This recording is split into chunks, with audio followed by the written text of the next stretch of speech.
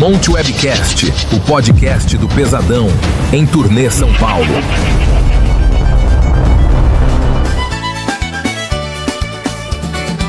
Ele deixou o grande rio e pegou a estrada.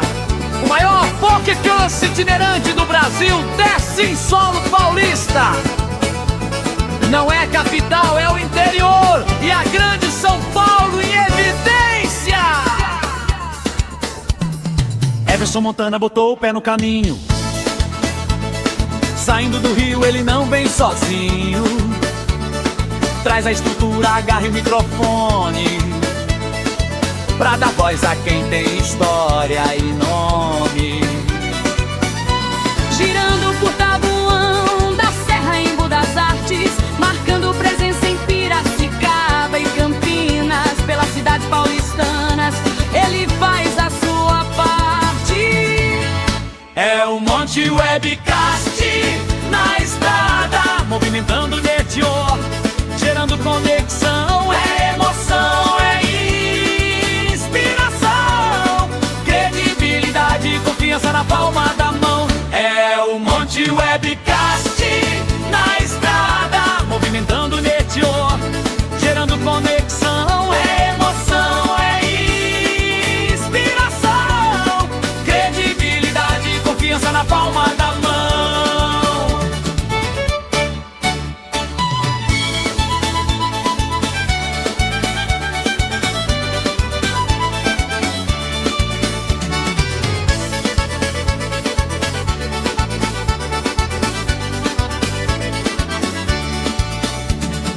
Everson Montana botou o pé no caminho. Saindo do Rio ele não vem sozinho. Traz a estrutura, agarre o microfone pra dar voz a quem tem história. Deus é o dono do lugar, aqui fala Everson Montana. Estou aqui na Associação Beneficente com o meu amigo Itaboa da Serra do Jardim São Judas. Sendo obrigado aqui pela Simone Moura. Fofa, obrigado pela oportunidade. Um abraço aí ao vereador Sandro Aires. Estamos aqui com uma das palestrantes do mês de brilhante aqui em Taboão, Ellen Gleice, que eu tô muito penei para fazer a carne dela certinho. Eu perdi a palavra, aí eu não consegui entender legal. Acabei fazendo errado, mas acabou dando certo. Obrigado, né, por contar a participação. Como você não veio, você não participou em um podcast meu, você apresentando fofo. Olá, eu sou a Ellen Gleice, eu sou formada em gestão de pessoas, sou pós-graduada em estratégia de negócios, eu sou Master EZPAS, né, que é educação sexual, emocional e prevenção ao abuso sexual, e atualmente decidi por uma nova graduação, estou cursando psicologia, para melhorar ainda mais essa minha atuação, que decorre de 3, quase 4 anos atrás, eu ter decidido transitar de carreira, né? Então, eu vinha da área corporativa, já tenho experiência corporativa há mais de 20 anos, então ainda atuo nessa parte do desenvolvimento humano na área corporativa, com cultura organizacional, com elaboração de processos, mas o meu foco atual e principal, meu propósito, que eu descobri, é a educação emocional e protetiva, principalmente na causa da proteção em relação ao abuso e exploração sexual das nossas crianças e adolescentes. E por que eu digo isso, né? Eu, há 3 anos atrás, vou contar um pouquinho aqui brevemente da história. 3 anos atrás eu perdi a minha mãe, lamentavelmente, ainda me emociono por isso, acho que vai ser uma dor que vai me acompanhar pro resto da vida, né? Ela só, talvez mais pra frente, ela mude um pouquinho de lugar, ainda venha só a saudade, mas ainda é uma dor. E para lidar com isso, eu comecei a procurar aí coisas para fortalecer essa parte emocional, embora eu já fizesse formações em relação à inteligência emocional.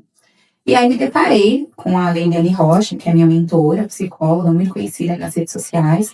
Hoje a certificação que eu fiz com ela é uma pós-graduação, né, nessa certificação que é de EZPAS, né, Master EZPAS. E aí fiz essa certificação, me deparei ali com números absurdos, né, que eu desconhecia, mas quando a gente se depara com números tão exorbitantes como os que acometem as nossas crianças e adolescentes de abuso sexual, não tem como a gente não fazer nada.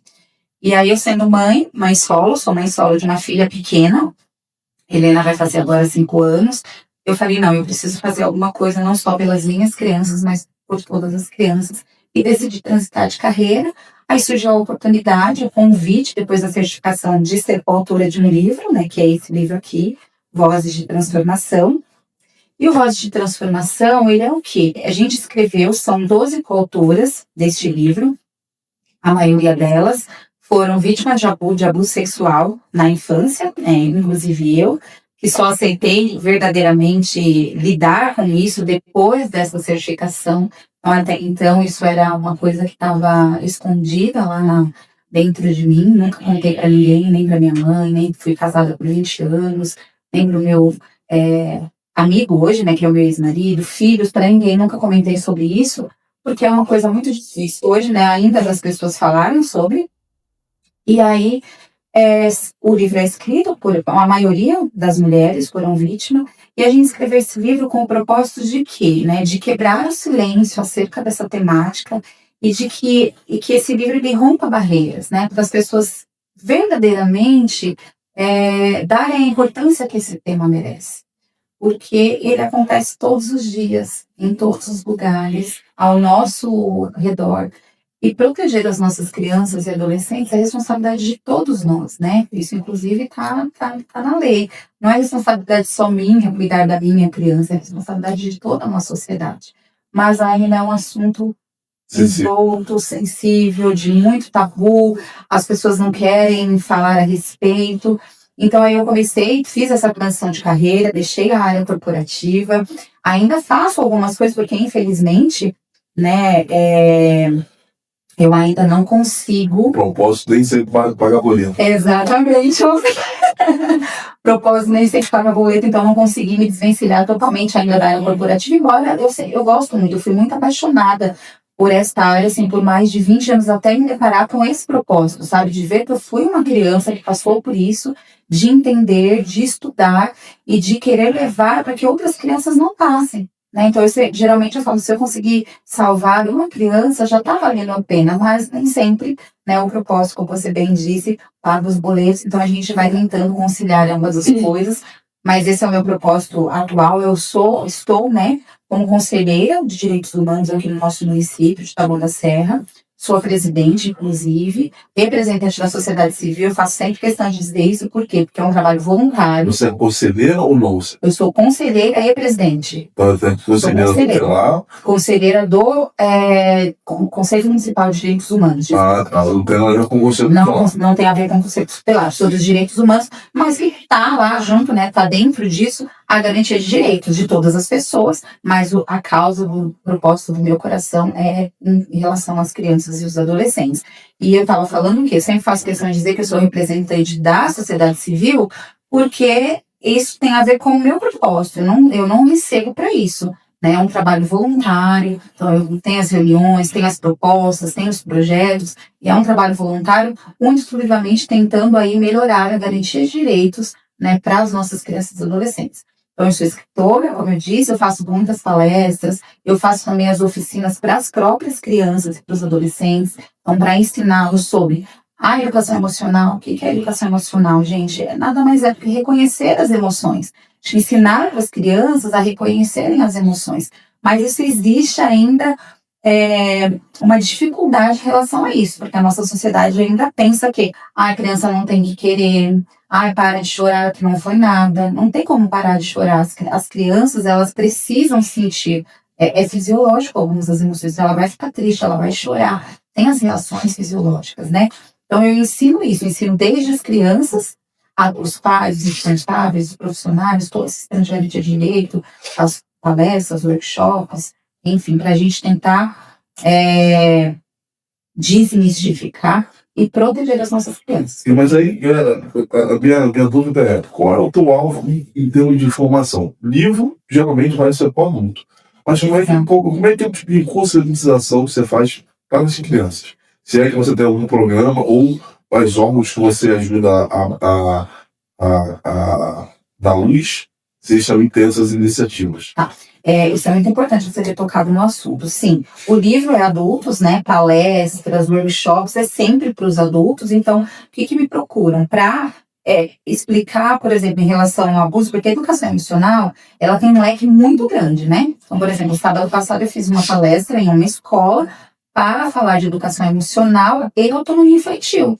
Está lá ligado. Então, não só, muitas vezes as pessoas não me chamam só para falar do abuso sexual, porque, infelizmente, ainda é um tema, como você disse, muito sutil, os pais não querem ouvir, as escolas. Então, a educação emocional está em um leque amplo para os adultos. E para as crianças e adolescentes, geralmente a gente atua com rodas de conversa, né? Então a gente faz uma roda de conversa, tem um jogo também, tem um jogo de tabuleiro gigante, que eles adoram jogar, é um tabuleiro gigante mesmo, tem 2x2, se não me falha a memória, e aí a gente tem as cartas, vai sorteando as cartas e fazendo perguntas, né? Primeiro eu dou ali uma breve contextualização sobre o que é educação emocional. Quem já sentiu uma emoção muito forte que não sabia explicar, que isso é normal, explique para eles, sobre abordar ali sobre partes do corpo. Então, os adolescentes, a gente vai ensinar sobre limites, sobre respeito, sobre consentimento, sobre desenvolvimento corporal. Então, tudo isso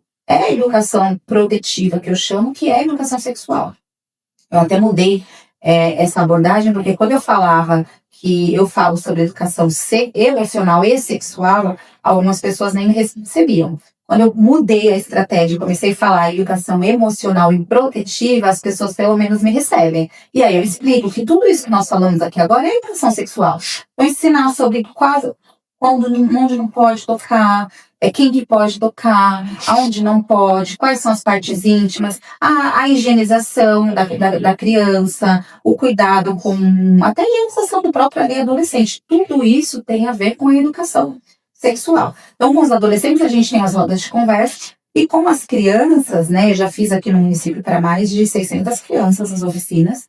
A gente tem a oficina que eu chamo Eu, Meu Corpo, Minhas Emoções e Meu Corpinho, que é para crianças ali de 2 a 6 anos, que aí é toda uma parte lúdica. Então tem a luva, que a gente canta a musiquinha falando onde que ninguém pode tocar, tem a música do banho, tem os emojis ali para eles verem, tem todo o filme ali, os personagens do Divertidamente, porque as crianças, principalmente as pequenas, né, elas aprendem brincando. Então brincar é muito importante, né? Por isso que eu, inclusive, decidi agora fazer uma nova graduação. Estou fazendo graduação de psicologia e no futuro pretendo atuar com as crianças, e também às vezes a gente tem demandas aí, acaba não tendo profissionais que atendam as crianças, muitos profissionais que atendam essas crianças pequenas, e eu acho que é extremamente importante essa parte de desenvolvimento. Então, com desenvolvimento infantil. Então, com as crianças a gente atua com toda essa parte lúdica, música, brincadeira,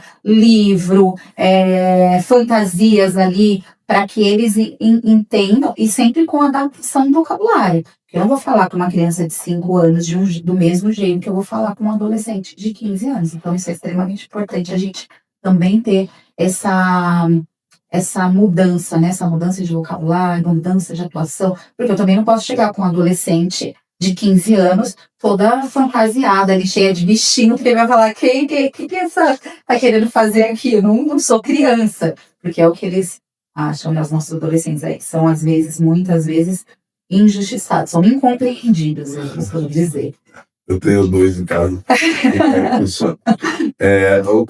pergunta que eu ia fazer é o seguinte, eu tenho 2 aqui na mente, uma sobre, você falou que você faz educação com crianças de até 2 anos.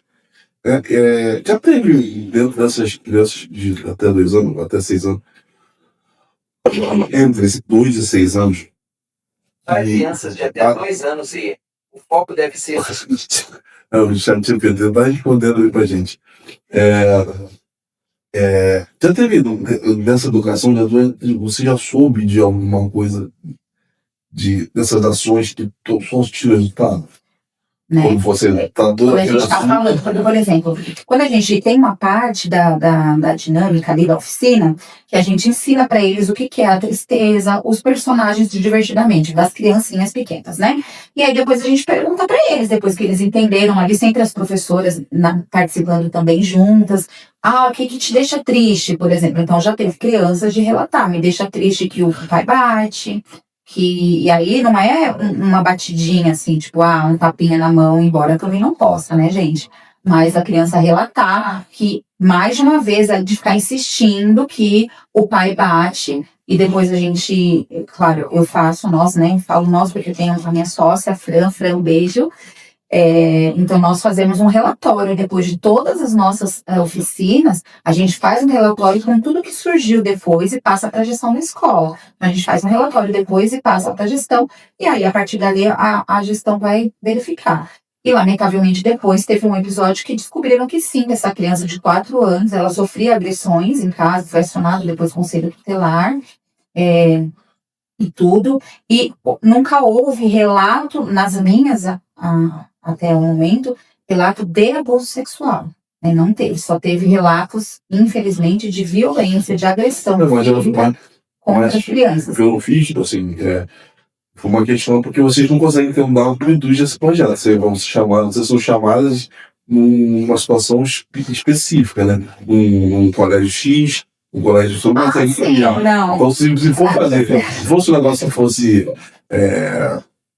vamos dizer, delineado, para você talvez teria mais chances de com certeza. Outra coisa que eu ia perguntar nessa linha de criança é sobre a internet. Né? O quanto essa questão, essa responsabilização de pais e tudo mais, por esses abusos que estão acontecidos aí através das crianças que são deixadas de brincar no Roblox. Então, na verdade, agora nós temos o Era Digital, né? Então, nós, pais responsáveis, nós somos responsáveis pelo monitoramento das nossas crianças, né? E eu sempre costumo comparar assim, nós vamos deixar a nossa criança ou o nosso adolescente solto em uma praça às 11 horas da noite? Não sei quantos anos tem seu filho. Quantos anos tem seu filho? 13? 16. A gente vai largar lá 1h da manhã, pode fica aqui.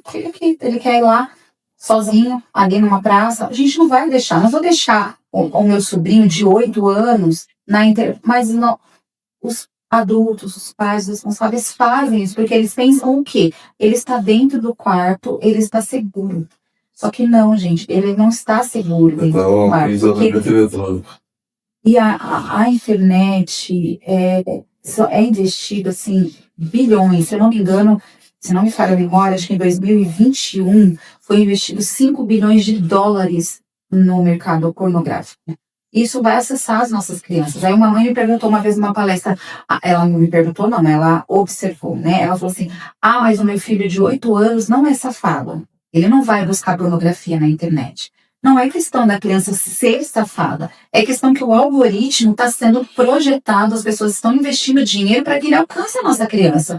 E aí, se aparecer lá uma cena que ele não tem um conhecimento, mas que gera curiosidade, ele vai clicar por imaturidade cognitiva, ele não tem essa distinção. Ele vai clicar, consequentemente, o que vai acontecer? O algoritmo vai cada vez mais sugerir esse tipo de conteúdo para ele. Então, isso é uma responsabilidade nossa, né? E aí, o Roblox agora, me parece, né, que eu não entrei lá para saber, que não tem mais o chat, porque antes o que eles faziam? Eles saíam, eles chamavam ali a criança pelo chat para conversar fora do jogo. E aí, com isso, pede fotos para as crianças, pede nudes para as crianças, gente, para criança de 9 anos. Nós tivemos um caso de uma menina, não me lembro agora o estado, mas que lamentavelmente levou ao suicídio, porque ela enviou fotos, depois ela não sabia o que fazer com isso, porque eles começam a chantagear a criança para mandar mais. Tivemos caso de mutilação ao vivo na internet, com milhares de pessoas assistindo.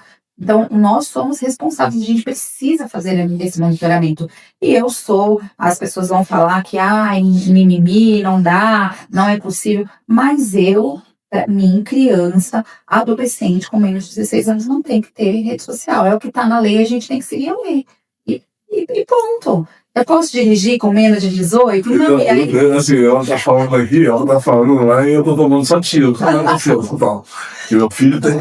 Mas eu também, né, passo por isso, porque tem familiares. Os meus filhos, eu tenho 3, né? Mas eu tenho um de 29, já é casado, de 23 também é casado, sou avó da Heloísa, tem 2 aninhos.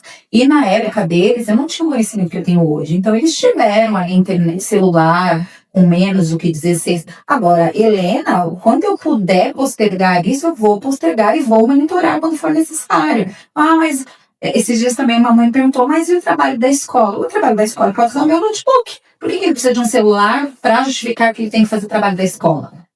Não, o trabalho da escola faz no meu note, não tem problema, tá aqui, pode fazer. Ah, mas precisa enviar ali por WhatsApp. WhatsApp Web. WhatsApp Web, exatamente. Tudo tem uma ferramenta que a gente não precisa agora. Ok, eu entendo, né, respeito os pais que querem autorizar, porque aí cada um vai seguir ali as regras da sua família. Monitorem, gente. Por favor, monitorem, porque as nossas crianças estão sendo expostas a uma quantidade de conteúdo absurda e prejudicial para elas. Então, só peço isso, monitore. Monitore que você só tem a ganhar, e sua criança, seu adolescente também. Ó, meu prazer te agradecer. Eu que agradeço o convite. Mas já fala um pouquinho desse livro aí, como é que vai para encontrar, porque, inclusive, as pessoas que têm familiaridade com esse tema que você falou, e a gente está falando aqui para um público que vai sair do âmbito de Taboão. Então, como é que faz para te encontrar? Tem mentoria? Tem assistência? Como é que você dá para as pessoas? Nós temos um leque grande aí de opções. Tem palestra, tem mentoria, online, ao vivo, tem as oficinas para as próprias crianças, tem workshops. Vocês podem encontrar @Helen, HELEN, um N só, Gleice, GLAYCE, é o que o Montanha penou ali para conseguir escrever, porque todo mundo escreve com R, mas não é R, é LGLAYC.educadora. E o celular é 11 9 4335 2921, e nós estamos... eu faço palestras, né, em escolas, em empresas. Mês passado fizemos uma empresa para falar sobre isso. Por quê? O que tem a ver com a empresa? Tem a ver que as crianças estão em todos os lugares. Os pais, a criança não está lá na empresa, mas o pai, a avó, o tio, o padrinho, a madrinha está lá na empresa e ele precisa saber como que faz aí para proteger as nossas crianças. Repete o número de telefone. 11 9 4335 2921. Maravilha. Obrigado mais uma vez. Obrigada a você pelo convite. Se você quiser saber mais sobre esse tema, coloca aí, chama a Gleice, um L, tá? Ela volta aqui quando o Paulinho está voltando aqui em junho, ela está aqui com a gente para falar sobre outros temas, e esse é um tema que realmente assola a nossa... Vem pra cá, pode chegar. Se inscreve no canal, dá aquele like. Beijo pesadão.